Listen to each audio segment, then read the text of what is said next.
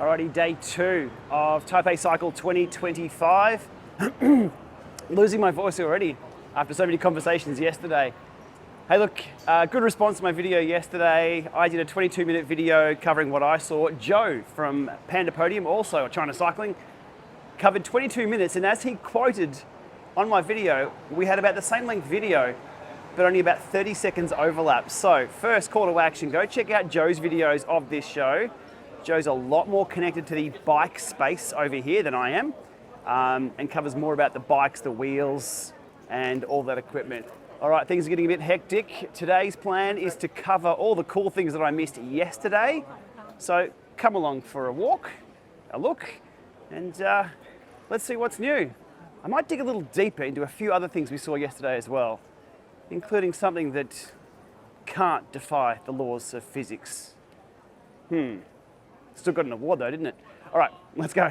Okay, let's get straight into where I left things yesterday, and it's back to these magic cranks. Somebody had asked, could I feel any drag or resistance just pedaling or turning the cranks with these? And the answer is yes. Yes, I could. The reason being is because each crank has an internal drive shaft and a little worm drive, and you could feel that turn and create drag in the system as you spin the cranks. So here's a conversation I had at the booth. Your booth. How can this possibly work is my question. Good question, me. And here I am over on the stand, also feeling that resistance and just about to put this to the test. Okay, here are two bikes, one without the crank and one with the crank over there, both set up on an unpowered Saris, looks like a H3. I'm told to just press once down on each side and compare the force. So let's try it on here. So press down. Okay, that was force, of course. And here is the special cranks on this side. I'll press down on this.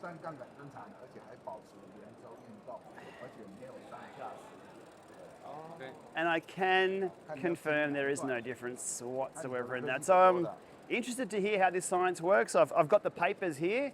I had a quick spin on this, on both of these. Again, the inertia, ride feel, the gearing's the same, so they're not cheating it that way. So anyway, I'll dig more into the science and find out what this gold medal's all about. So yeah, that was me being polite, given the owner there was holding the camera for me. Hell. I'm going to need a moment after that. They're claiming 53. No, literally, like, can we be honest here, just between me and a few thousand people? That doesn't work. That doesn't work at all. That wasn't even close to working. That was what that is. And let me throw this bone out there. That's an embarrassment to the Taipei Cycle Show of giving it an award when clearly, I'll stop ranting. I just hope when it comes to bicycle technology and moving this industry forward, they're not going to be dealing with shit like that in the near future. If it does work, prove it, for f***'s sake. All right, let's continue on through the show. There's going to be some things that do work here.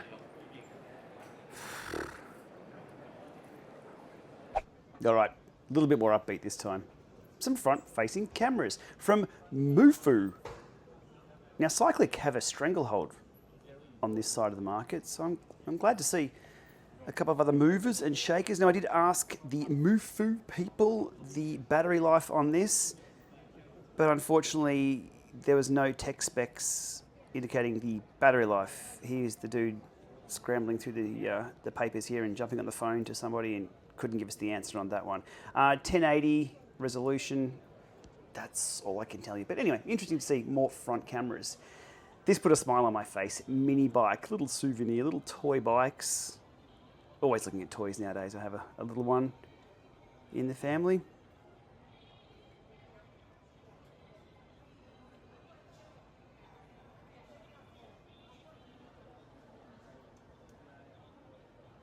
Cool stuff.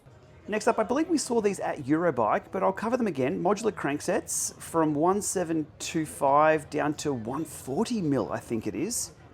Because the trend of going towards smaller cranks, it's becoming harder and harder to find crank options. Here's a modular crankset that will get you all the way down with the alloy crankset. And the Spiders, I believe they have some carbon versions of these, but just a brand to keep in the back pocket if you're after a small crank. Yeah, okay, YouTube, you got me. I couldn't spot it yesterday. Of course, it's Woody, and I will not live that down in the comments. Go Woody. He's leveling up on Zwift. Level 71 already. Get those unlocks, bro. Now, the most popping graphics to date that I've seen at the show came from Voodoo Cycles and their philosophy of cycling to Mars and a little bit more. They're obviously a bike company as well, but I did like their logos. Next up, Sumart. This is the disc brake spreader, as Dave from Sydney showed us yesterday that he had one in his bag. Very handy little tool. I have one of those already at home. I purchased one. Here is the 4-piston spreader. So it spreads your brake pistons evenly, which you can't really do with a tyre lever or a screwdriver. Really handy little tool. Love these little things. But not only do they have these on show, they've got a few little other things too. And the purpose of doing that, you insert your UBB, you can keep it the handlebar, which is a 22.2 millimeters, and plus you can keep it in the crane set. And it's very practical and it's very good with your riding. Happy riding. Thank you. Handy little addition there. Also, this very, very tiny little chuck for a CO2 canister. I believe 8.9 grams for that tiny little chuck head that screws onto the multi-tool. And our good friend on the booth decided to give it a go. He raw dogged this. Watch the finger.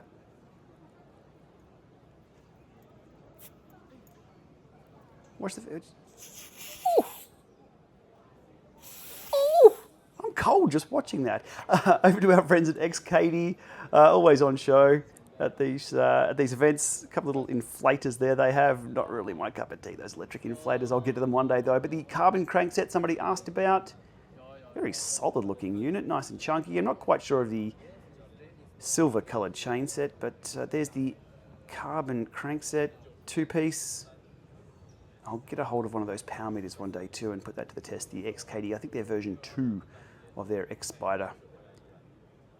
The crank set looks pretty good. CYCPLUS T7 Smart Bike. Just a quick look at this unit, soon to be released. Adjustable in all the ways. Saddle height, bar height, you name it. But where it's the most adjustable on any smart bike that I've seen is right here on the crankset. 150, I believe, through 175. I have seen nothing with that kind of adjustability.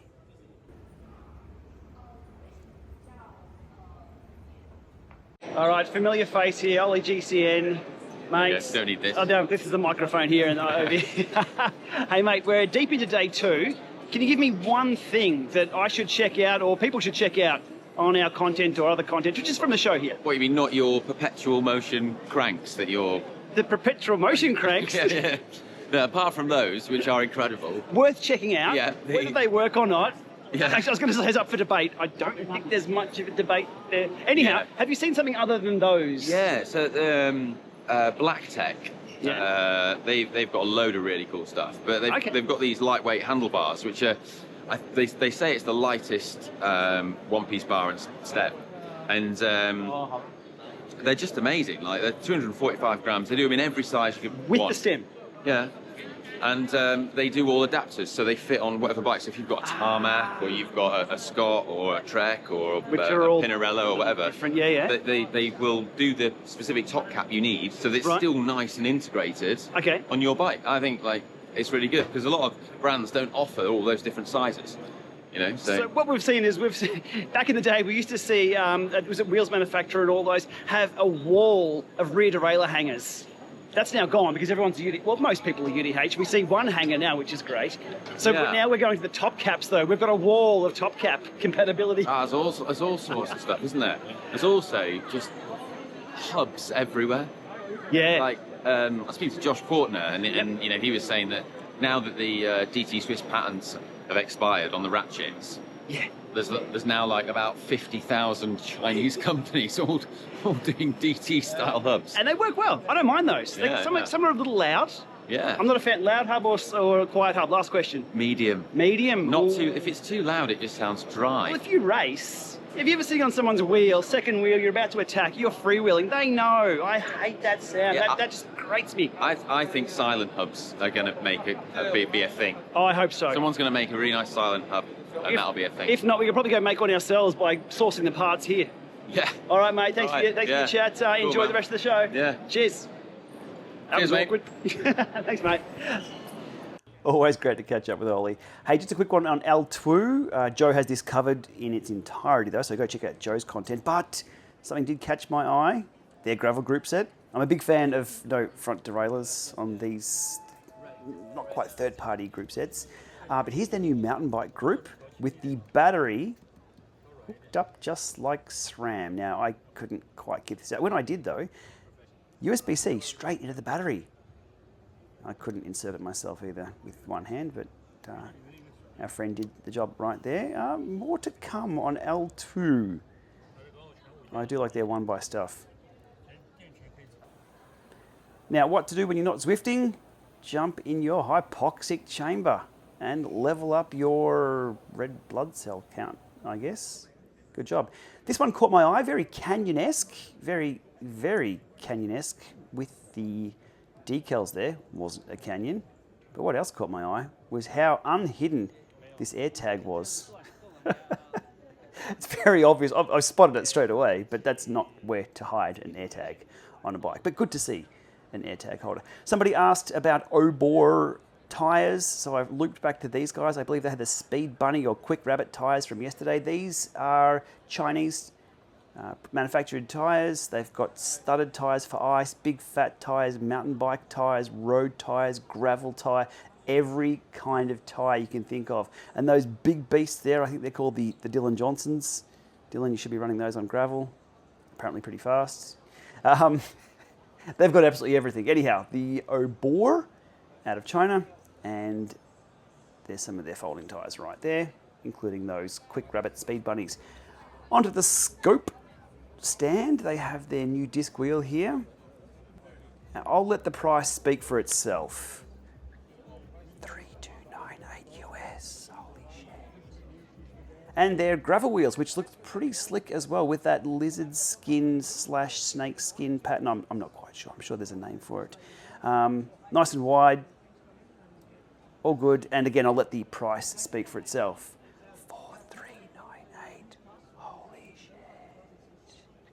Quite expensive.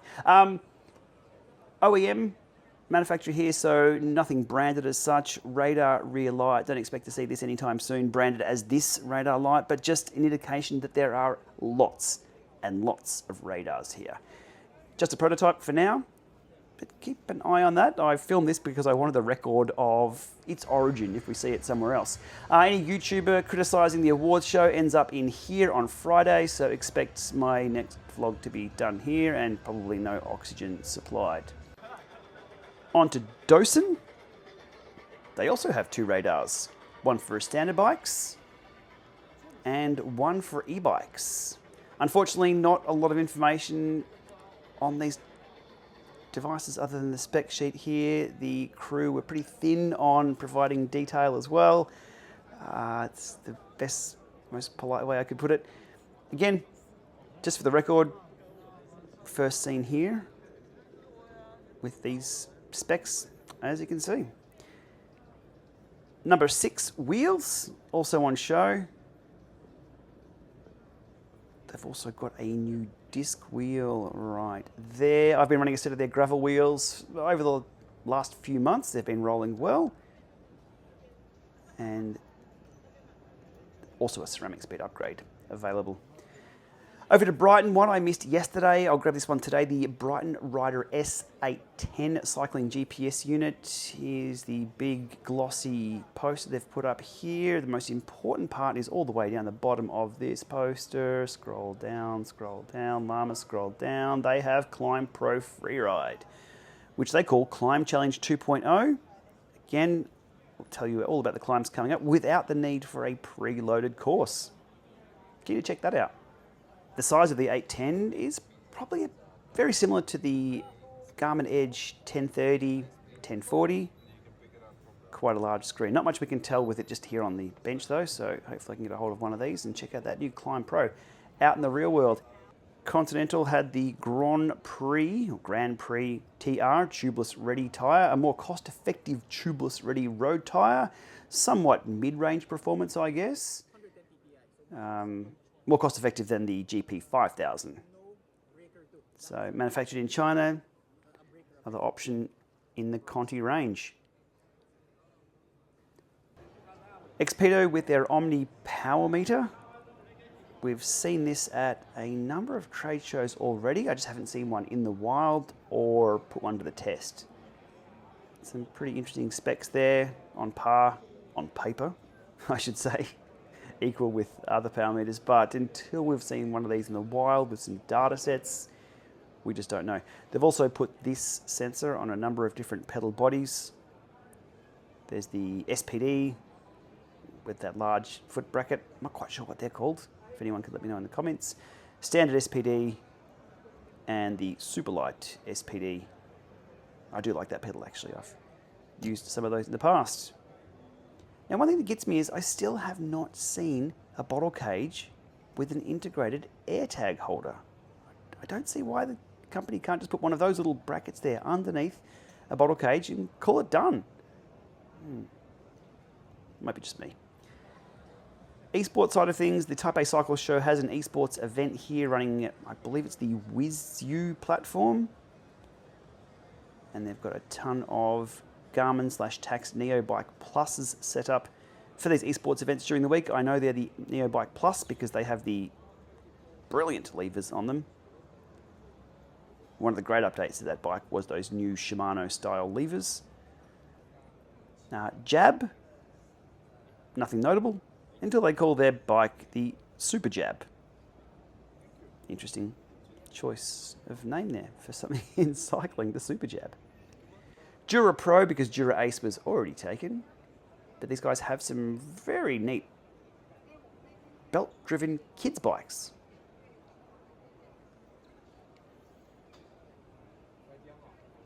Something that now catches my eye.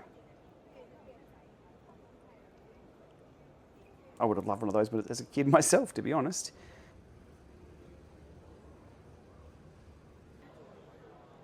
Something new.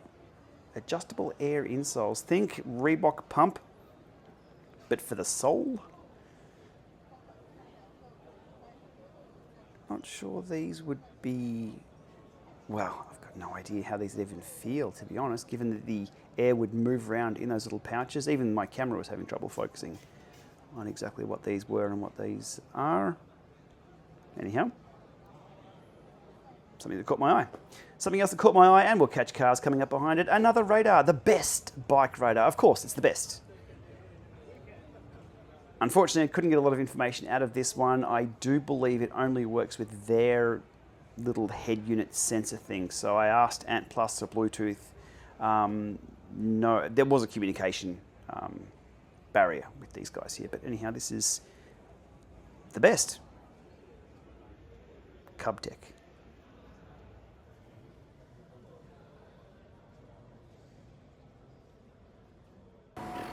Okay, that is day 2 done and dusted. Well, day's not quite over yet, but I am absolutely done. Again, another day of just walking around, grabbing snippets of random things that I found interesting. A little bit of follow-up. Hopefully people got what they were after. In the comments, I asked yesterday if people could let me know if they need anything followed up. Good to catch up with Ollie. Good to catch up with Joe. As I said in the intro, do check out Joe from China Cycling and his content. Joe's always got a great angle on things over here. Tomorrow, I'm not sure what's up. Let's get this one dusted for the day. And yeah, let me know again in the comments what you've seen. And do check out other people's content as well. There's going to be a whole range through other people's eyes of what they've seen. Okay, we'll leave it there. It's time for dinner. And it's time for to get out of these shoes. 17,000 steps yesterday, probably about the same today. Let's see you tomorrow.